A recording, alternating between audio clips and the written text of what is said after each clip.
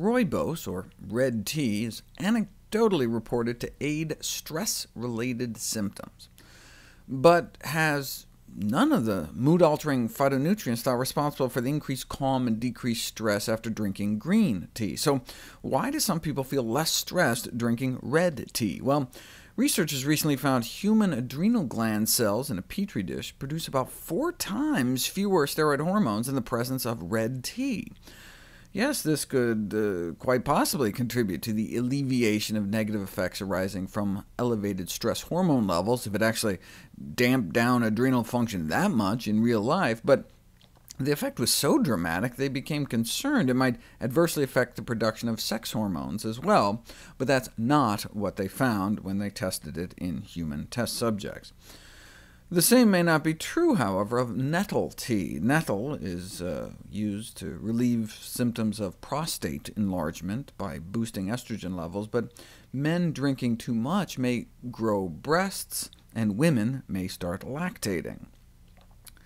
Nettles are often picked wild, so there's always a risk of someone might accidentally pick something like this instead of this, and come down with atropine poisoning, because the nettle tea you thought you were drinking had some belladonna, deadly nightshade.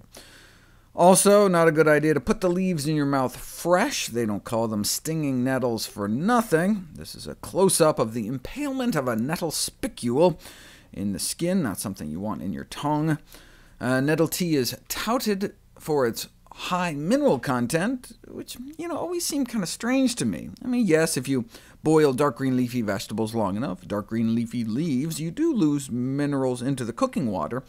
But how many minerals could we be getting if we just steep some tea? We never knew because it hadn't been tested until now.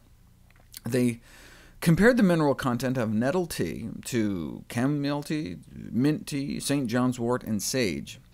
Nettle tea didn't seem to have much more than any of the others, but maybe they're all really high. Well, 1 cup of nettle tea does have the iron of a dried apricot. That's more than I expected. The zinc found in 1 pumpkin seed, 1/20th of a mushroom's worth of copper, but hey, 4 peanuts worth of magnesium, and an entire fig's worth of calcium. I agree with the researchers that a cup of herbal tea may not be an important source of minerals, but it's not negligible. Greens are so packed with nutrition that you can benefit from just drinking some hot water they've been soaking in for a few minutes.